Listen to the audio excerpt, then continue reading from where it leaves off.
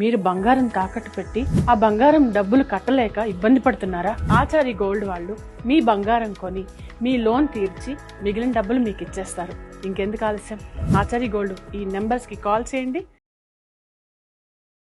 YCP లేదా జగన్మోహన్ రెడ్డి మళ్ళీ తిరిగి రాజకీయాల్లో మళ్ళీ ముఖ్యమంత్రి అవ్వాలంటే ఎట్లాంటి స్టెప్స్ వేయాలి, దాని తర్వాత ఎట్లా, what is their strategy behind అనేది అంటే ఏమంటారు సార్? అసలు ఎప్పుడైనా సరే ఎలక్షన్స్ ఎట్లా ఉంటాయండి, ఎదుటివాడి తప్పుని తన పక్క తిప్పుకోగలిగే నేపథ్యం అనేది ఎలక్షన్. ఎదుటివాడి తప్పు అంటే వాళ్ళు ఇచ్చిన ప్రామిసెస్ ఎప్పుడైతే ఫుల్ఫిల్ చేయలేరో అది ఆటోమేటిక్గా యాంటీ ఇన్కంబెన్సీ తెలియకుండా అలా అక్యుములేట్ అవుతుంది. ఆ యాంటీ ఇన్కంబెన్సీని జస్టిఫై చేయడానికి రాజకీయ చతురత ఖచ్చితంగా అవసరం. అంటే ఎలా అంటే నేను సత్యశీలుండి, నేను నా చేతనైతే చేస్తాను, ఎంతకైనా చేయలేను అన్న పదానికి అర్థం ఉండదు. తర్వాత మహానుభావుడు అంబేద్కర్ గారితోనే ఖాళీని పని ఒకటి ఉంది. ఏంటంటే రాజ్యాంగాన్ని రచించిన తర్వాత ఒక అప్లిఫ్ట్మెంట్ కార్యక్రమానికి ఇచ్చిన ప్రణాళిక ఈ రోజుకి కూడా అది సక్సెస్ అవ్వలేదు ఆంధ్ర భారతంలో. అలాంటిది ఇతను ఒక ఫామ్లో అడాప్ట్ చేసుకోండి. ఇది నా ఎస్సీలు నా బీసీలు అన్న కాన్సెప్ట్ని ఎప్పుడైతే అప్లిఫ్ట్మెంట్ కోసం ప్రయోగాత్మకంగా చేసిన దగ్గర ఈ డిడ్ ఈస్ బెస్ట్. ఆ డిడ్ ఈస్ బెస్ట్ దగ్గర ఏమైందంటే రిజల్ట్స్ అన్నవి అంబేద్కర్ గారికే ఓటమి చూసిన ఉదంతం ఎప్పుడైతే ఉందో ఇతని నాటికి క్షమాభిక్షలు లేవన్నది అర్థం అవ్వాలి. ప్రజాస్వామ్యంలో ప్రజలకి ఇచ్చిన దానికి తిరిగి నువ్వు రెసిప్రోకేటివ్గా ఓటు అడగతో వస్తే, ఒకవేళ ఓటు అడిగితే వస్తుందన్న బ్రహ్మ ఫస్ట్ వేయడం. ప్రతి ఒడు పెప్సీ చదువుతున్నాడు దిల్ మాంగే మోర్ అని. అంటే you have done it, you made it, what's next అని అడుగుతారు. మనం జస్ట్ లైక్ ఎగ్జాంపుల్ ఏంటంటే, ఇవాళ మీరు చికెన్ బిర్యానీతో భోజనం చేసి మటన్ కూరమా నంచుకొని తిన్నారు. రేపు ఏం తింటే బాగుంటుందని ఆలోచిస్తారు. కానీ అమ్మయ్య ఇవాళ తినేసాం కాబట్టి ఈ మిగిలిన 29 రోజులు పస్తుంటామని ఆలోచిస్తారు నెలలకి. ఇలా మీరే ఆలోచించినప్పుడు ప్రజలందరూ ఆ విధంగా ఆలోచిస్తారు. ఎందుకంటే ఈ సంక్షేమం ఇలా నడుస్తున్నప్పుడు ఏంటంటే కడుపులో చల్లగా ఇంట్లో ఉండే పరిస్థితి ఉన్నప్పుడు వాడికి ఏమనిపిస్తుంటుందంటే సినిమా, నాకు ఓటీటీలో సినిమా వస్తే బాగుండు, తర్వాత రాత్రి క్వార్టర్ ఫ్రీగా వస్తే బాగుండు అన్న ఆలోచన దృక్పథంతో ఉంటాడు సాధారణ. దాన్నే లేజినెస్ అంటారు. అంటే మనం సంక్షేమం ఇస్తున్నప్పుడు తెలియకుండా లేజినెస్ని క్రియేట్ చేస్తున్నామా అన్నది ప్రతి నిమిషం అంతర్మదనం చెందాలి. ఎందుకు?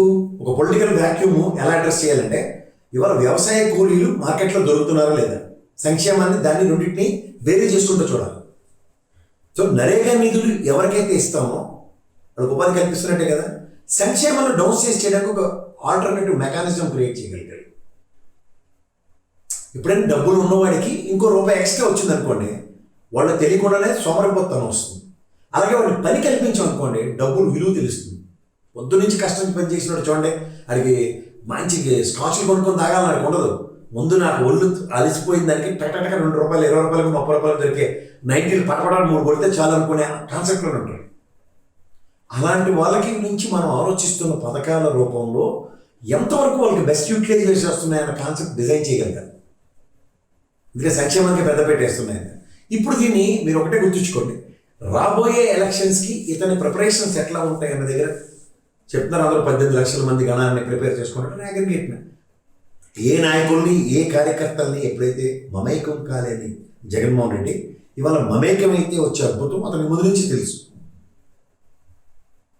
ప్రతి ఒక్కడికి మనం ఏమీ మన శివ చక్రవర్తిలాగా తొడలవి కోసేసుకుని మనం రక్తమాంసాలు ఇచ్చి ఎక్కర్లేదు.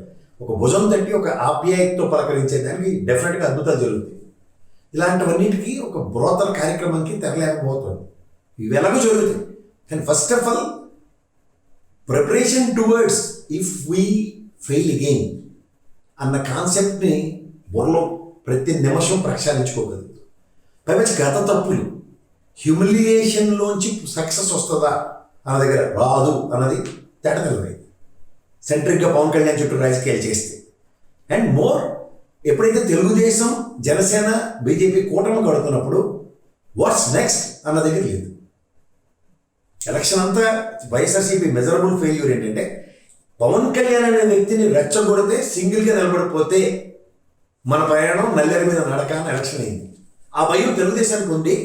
కష్టమో నిష్ఠూరమో నువ్వు దేవుడు అయ్యా, నువ్వు రాముడు అయ్యా అని బతిమానుకుంటూ మౌల్డ్ చేసుకుని వెనక్కి తీసుకురాగలిగారు. అతను అతనికి ఎలాగా తెలుగుదేశం పరంగా మేము లేకపోతే నువ్వు గెలలేవన్నది బ్రహ్మాండంగా ఇంజెక్ట్ చేయగలిగారు. అది అతనికి ఇప్పుడు ఈ రోజుకి కూడా అర్థమైన విషయం అదే. తన సామాజిక వర్గంతో నేను అద్భుతాలు చేయలేను, తెలుగుదేశం అన్నది అంటే బంగారం పల్లెకి గోడ చేరికి కావాలని అవగాహన ఎవరికైందంటే పవన్ కళ్యాణ్కి. ఇక్కడ కాన్సెప్ట్ అంతా పవన్ కళ్యాణ్ రెచ్చగొడితే మనకేంటి, మన పని సులువు అవుతుంది అనుకున్నారు. అది ఏమైందంటే అది బూమెరాంగ్. ఆ బూమెరాంగ్కి సెకండ్ ఆల్టర్నేటివ్ లేదు. These are all fundamental mistakes and unfortunately that has led to ఒక వైల్డ్ ఎలక్షన్. ఆ వైల్డ్ ఎలక్షన్లో మెజరబుల్ అండ్ ప్యాథటిక్ సిచ్యువేషన్స్ చూస్తున్నాం. సో ఇవి ఎప్పుడైతే మనం ప్రక్షాళించుకోవట్లేదు ఏం జరుగుతుందని దాని మీద, ఇప్పుడు మనకి స్టూడియోలో కూర్చొని రోజు పవన్ కళ్యాణ్ మీద 4-5 క్రిటిసిజం వీడియోలు చేస్తూ కూర్చొని అనుకోండి, విల్ గెట్ డెఫినెట్లీ వ్యూవర్షిప్. అది కాదు కదా, and it is not a solution for success. ప్రత్యక్ష రాజకీయాల్లో ఏం జరుగుతున్నాయి, అసలు ఈ ప్రభుత్వం వైఫల్యాన్ని మనం ఎందుకు, ప్రభుత్వం వైఫల్యం చెందిన దాన్ని కూడా జగన్మోహన్ రెడ్డి తోసేస్తున్నారు. మీరు గమనించారా? మొత్తం డంపింగ్ అంతా జగన్మోహన్ రెడ్డి వల్ల. ఇప్పుడు దానికి ఈ సంవత్సరం అయితే పెట్టుబడులు రావట్లేదు, జగన్మోహన్ రెడ్డి విధ్వంసం చూపించాడు కాబట్టి ఇప్పుడు పెట్టుబడులు రావట్లేదు. సింగపూర్ కన్సల్టేషన్ చేతులు ఎత్తేసి నా వల్ల కాదు, జగన్మోహన్ రెడ్డి గారి కండిషన్స్కి ఒప్పుకోవట్లేదండి మేము అని చేతులు ఎత్తేసి వెళ్ళిపోయి ఆ కన్సల్టేషన్ చేసిన ఈశ్వరుడు జైల్లో ఉన్నాడు. ఈయన జైల్లో ములాఖాత్కి వెళ్ళారా లోకేష్ గారు, చంద్రబాబు నాయుడు గారు? ఎందుకంటే Iswaran has been proved in Singapore this thing he's done some ruckus అని. సో అలాంటిది తిప్పికొట్టకుండా ఆ అభియోగం అంతా జగన్మోహన్ రెడ్డి. సింగపూర్ స్టార్టప్స్ ఏవి మనకు రావట్లేదు. ఎందుకు రాలే? అసలు ఎంఎస్ఎంఈ యూనిట్లు ఎన్ని వచ్చాయి జగన్మోహన్ రెడ్డి గారి గవర్నమెంట్లో? 16,50,000 పైచీలకు ఎంఎస్ఎంఈ యూనిట్లు వచ్చాయి. తెలుగుదేశం గవర్నమెంట్ వాళ్ళు 3,50,000 ఎంఎస్ఎంఈ. ఇవాళ ఆంధ్రప్రదేశ్ రాష్ట్రంలో దగ్గర 19 లక్షల పైచీలకు ఎంఎస్ఎంఈ యూనిట్లు ఉన్నాయి. సో ఇందులో సక్సెస్ సాధించింది ఎవరు? అలాగే చెప్పారు బడ్జెట్లు పెట్టి 46 లక్షల ఉపాధి కల్పన జరిగిందని. ఎక్కడ జరిగింది? Because of Jaganmohan Reddy's executions. అలాంటిది ఎక్కడ వీళ్ళ దగ్గర నుంచి వాయిస్ మాడ్యులేషన్స్ రాకుండా ఎంతసేపు వాళ్ళ ఫెయిల్యూర్ కూడా జగన్మోహన్ రెడ్డి వల్ల అని చెప్తే ఇది ప్రజాస్వామ్యం అండి. వీపీ సింగ్ గవర్నమెంట్ ఎగ్జాంపుల్ మీకు చెప్తాను. చెత్త చేసిపోయాడు ఇండియన్ ఎకానమీని. వచ్చిన మహానుభావుడు పివి నరసింహరావు గారు, మన్మోహన్ సింగ్ గారు ద్వయంతో ఎలాంటి అద్భుతం గ్లోబలైజేషన్తో ఇవాళ ఏ సక్సెస్ ఉన్నా ఎవరన్నా ఏ రోజున వీపీ సింగ్ గవర్నమెంట్ చేసిందని ఒక్క అభియోగాన్ని మోపిన ఉదంతో చెప్పండి. అంటే ఒక ప్రజా ప్రభుత్వం నీకు ఒక కన్సర్న్తో ఇచ్చినప్పుడు what you need to do అన్నది దట్ ఈస్ కాల్డ్ విజనరీ. ఆ విజనరీ నీ దగ్గర లేనప్పుడు ఎంతసేపు ఇంట్లో చోటే చాడీ చెప్పుకుని బతుకుతుంటారు తోడికోడలు ఇద్దరు అత్త దగ్గర. అదే కార్యక్రమం రక్తి కట్టిస్తారు వీళ్ళు. అవునంటారు కదంటారు. దానికి ప్రభుత్వాన్ని ఎండకట్టడం తిప్పికొట్టడం అనేది this is what is required. సరే జగన్మోహన్ రెడ్డిని ప్రజలే కూర్చోబెట్టారు కదా 11 స్థానాలు ఇచ్చి, మీరేం చేస్తారు చెప్పండి అని అడగట్లేదు. ఎక్స్ప్లెనేషన్స్ ఉంటాయి. బొగ్గన్ గారు ప్రెస్ మీట్ ఉంటుంది. నేను 3,33,000 కోట్లే కదండి అప్పు చేసాం, మీరేటండి 1 క్వార్టర్లో ఎంత చేశారు, చేసింది ఏం చేస్తారు చెప్పండి, చేసింది ఏం చేస్తున్నారు చెప్పండి. ఇంత డబ్బులు తీసుకొచ్చారు ఎక్స్చెక్కర్కి ఏంది? మీరు చెప్పిన అబద్ధం 14 లక్షల కోట్ల కుమ్మం మళ్ళీ ఎలక్షన్ అయిన తర్వాత ఎవరిని ఎత్తిపోయి పెట్టడానికి చేస్తున్నారు ఇవన్నీ. ఇలాంటి కౌంటర్ లేదు. 1,80,000 కోట్లు అండి ఇవాళ అప్పు. తెలుసా మీకు? 1,80,500 కోట్లు అప్పు తెచ్చి ₹1 పని చూపించమండి ఆంధ్రప్రదేశ్లో. కంపల కోటానికి 39 కోట్లు ఇవ్వడం తప్ప.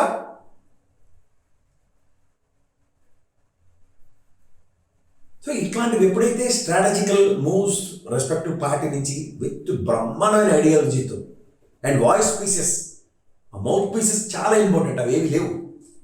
అలా ర్యాండమ్గా ఒక 4-5 వాయిసెస్ మాత్రమే వినపడుతున్నాయి. బొంబార్డింగ్ వాయిసెస్ ఎప్పుడైతే ఉంటాయో అప్పుడు ఖచ్చితంగా ఎఫెక్టివ్ మేనేజ్మెంట్ ఉంటుంది. ఎఫెక్టివ్ మేనేజ్మెంట్ అంటే ప్రజలు గమనిస్తున్నారు.